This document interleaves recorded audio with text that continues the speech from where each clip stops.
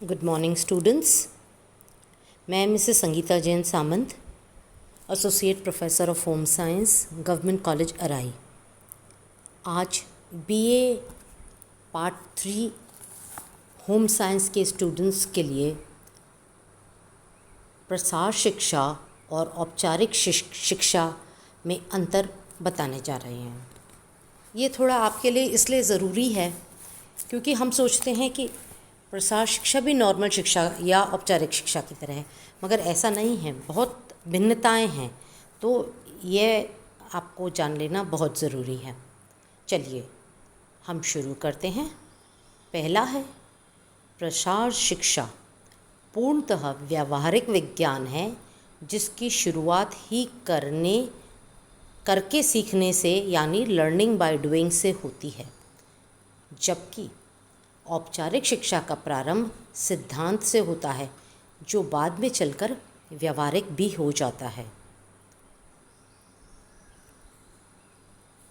Second, इस शिक्षा यानी प्रसार शिक्षा में कोई निश्चित पाठ्यक्रम या सिलेबस नहीं होता। यह शिक्षा कृषकों, पशुपालकों, गृहिणियों, मत्स्य पालकों या किसी भी व्यक्ति को उनकी आवश्यकताओं को ध्यान में रख कर दी जाती है। मतलब यहाँ पर जिसको हम सिखा रहे हैं, जिसको हम शिक्षा दे रहे हैं, वो मेन कंसर्न होता है, उसके हिसाब से हम शिक्षा को डिज़ाइन करते हैं।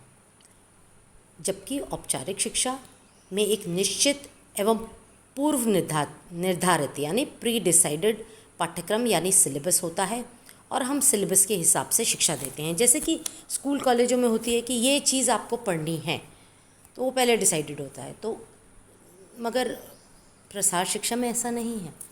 अगर आपके पास पशुपालक है तो उसके हिसाब से शिक्षा है, अगर कृषक है तो उसके हिसाब से शिक्षा है।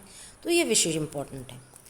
तीसरा, प्रसार शिक्षा परिवर्तनशील होती है। इसमें पर्याप्त लचीलापन होता है जिसे व्यक्ति की रुचि, आवश्यकता और समस्या के अनुसार परिवर्तित किया जा सकता है। मतलब व्यक्ति विशेष इम्पोर्टेंट है, उसकी रुचि क्या है, उसकी नीड्स क्या हैं, उसकी समस्या को हम कैसे सुलझा सकते हैं, वह इम्पोर्टेंट है। जबकि औपचारिक शिक्षा बिल्कुल भी लचीली नहीं होती है। जो पाठ्यक्रम रहता है वही हमको व्यक्ति को पढ़ाना होता है। चौथा है, प्रसार शिक्षा किसी भी आयु वर्ग को दी जा सकती है। वह निरक्षरों को व्यावहारिक ज्ञान सिखाने के लिए दिया जाता है। मतलब इसमें ऐसा नहीं है कि आप युवा को या बुज़ुर्ग को, किसी एक व्यक्ति विशेष को सिखाएंगे। किसी भी आयु वर्ग के लिए हो सकती है। गृहिणियों का कोई भी एज ग्रुप हो सकता है। इतने सारे जो ग्रामीण में अलग अलग टाइप की व्यवसाय करने वाले लोग हैं, उनका कोई भी आयु वर्ग हो सकता है। औपचारिक शिक्षा शुरुआत से छोटे छोटे बालकों से होती है, जिसे पहले अक्षर ज्ञान, फिर गिनती, फिर पढ़ना लिखना सिखाया जाता है। भाषा की शुद्धता, गणित, विज्ञान, कला, सामाजिक विज्ञान आदि को पढ़ाया जाता है। यानी कि वो सारे सब्जेक्ट्स होते हैं, वो सब्जेक्ट्स उनको छुटपन से, नर्सरी से लेकर के फिर आपके जो केजी क्लासेस हैं या पहली कक्षा, तो उस हिसाब से सिखाया जाता है। पांचवा, यह शिक्षा डिग्री ओरिएंटेड नहीं है, यानी इसकी जब हम शिक्षा देते हैं तो कोई डिग्री नहीं दी जाती है। जबकि औपचारिक शिक्षा में तो डिग्री ओरिएंटेड होता है। इसमें जो भी हम विषय पढ़ते हैं उसमें बच्चा महारत हासिल करता है, फिर इम्तहान देता है, फिर डिग्रीज़ होती हैं। जैसे मान लीजिए उसने ग्रेजुएशन किया तो बीए, बीएससी या बीकॉम की डिग्री होगी, पोस्ट ग्रेजुएशन किया तो मास्टर्स की डिग्री होगी, फिर आगे उसने एमफिल किया तो उसकी डिग्री होगी। तो इस तरह से डिग्रीज़ होती हैं। स्कूल में सेकेंडरी की, हायर सेकेंडरी की, सीनियर सेकेंडरी की भी डिग्रीज़ होती हैं। छठा पॉइंट, यह शिक्षा यानी कि प्रसार शिक्षा कहीं भी, किसी भी समय में, कितनी भी देर के लिए, किसी भी विषय पर दी जाती है जो ग्रामीण के हित के लिए है तथा उनकी समस्याओं का समाधान करती है। मतलब जो ग्रामीण या जो आपके व्यक्ति आपने चुने हैं जिनको शिक्षा देनी है, उनको कहीं भी, कैसे भी, कितनी भी देर के लिए उनकी रुचि, उनकी आवश्यकता के हिसाब से हम डिज़ाइन करते हैं। औपचारिक शिक्षा एक निर्धारित अवधि में होती है, निश्चित समय पर होती है, विशेष विषय के बारे में होती है और उसके लिए कक्षा, कक्ष, कुर्सी, टेबल, शिक्षक, ये सब इम्पोर्टेंट होता है। और विषय में पारंगत होना शिक्षा का एक बेसिक रिक्वायरमेंट होता है औपचारिक शिक्षा में। 7वां पॉइंट, प्रसार कार्यकर्ता यानी एक्सटेंशन वर्कर्स लोगों को व्यावहारिक ज्ञान देने के लिए, मतलब जो उनको प्रैक्टिकल है, जो उनके लिए उनके घरों पे या उनके खेतों पे जाते हैं और उनको नई तकनीकों के बारे में बताते हैं। ये घर घर के लिए होती है, यानी डोर टू डोर का कार्यक्रम है। औपचारिक शिक्षा में जो भी शिक्षार्थी है वह स्वयं चलकर आता है, स्कूल, कॉलेज, ट्रेनिंग सेंटर जहाँ भी वह पढ़ता है वहाँ जाता है और वहाँ शिक्षक उसे पढ़ाते हैं। 8वां पॉइंट है, नियमित रूप से शिक्षा ग्रहण करने की आवश्यकता नहीं होती। मान लीजिए अगर आज कुछ ज़्यादा काम आ गया या आज बारिश आ गई तो अगर कृषक नहीं ले सकता शिक्षा तो कोई ज़रूरी नहीं है, मतलब वो लचीलापन होता है इसमें। औपचारिक शिक्षा में नियमित रूप से शिक्षण कार्य करना होता है। जो विषय एक बार पढ़ा दिया जाता है वह टॉपिक बार बार नहीं पढ़ाया जाता। फलतः अगर विद्यार्थी छुट्टी ले लेता है या उसकी समझ में नहीं आता है तो वह कक्षा में पिछड़ जाता है। 9वां पॉइंट है, प्रसार शिक्षा में शिक्षार्थी की उम्र, रुचि, अनुभव आदि में पर्याप्त भिन्नता होती है। मतलब एक ग्रुप में भी अगर बैठे हैं तो उनमें हो सकता है एज ग्रुप्स फ़र्क हों, उनकी अनुभव फ़र्क हों। इसमें फेल पास होने जैसी तो कोई बात ही नहीं है, क्योंकि इसकी कोई निर्धारित सिलेबस नहीं है, कोई टेस्ट नहीं है, कोई एग्ज़ाम नहीं है। लोगों की रुचि के हिसाब से और उनकी जो नीड्स हैं उसके हिसाब से शिक्षा दी जा रही है।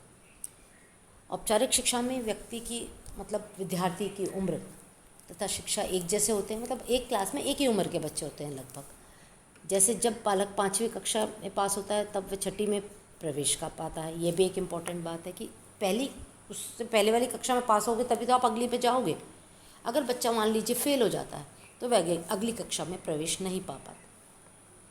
तो ये इम्पॉर्टेंट बात है, जबकि प्रसार शिक्षा में ऐसा कुछ नहीं होता। 10वां पॉइंट, प्रसार शिक्षा के लिए किसी भवन की ज़रूरत नहीं। खुले मैदान में, पेड़ों के नीचे, चौपाल पर, घर में, खेत पर, कहीं भी दी जा सकती है। पर औपचारिक शिक्षा में ऐसा नहीं होता, वहाँ भवन की ज़रूरत होती है। एक विद्यालय भवन होना ज़रूरी है।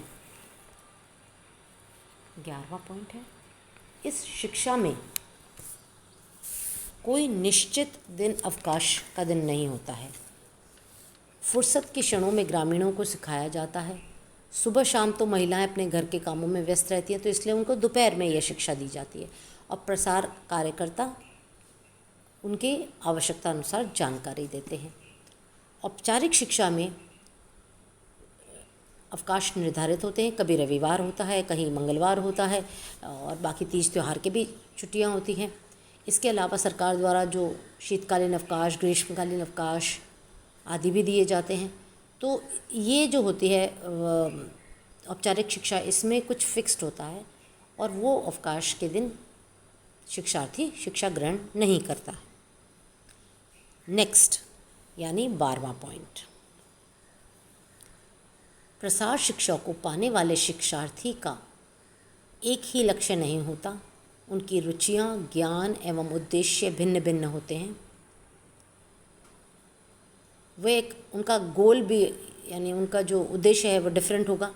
तो इसलिए ग्रुप के हिसाब से हम अपनी शिक्षा डिज़ाइन करते हैं।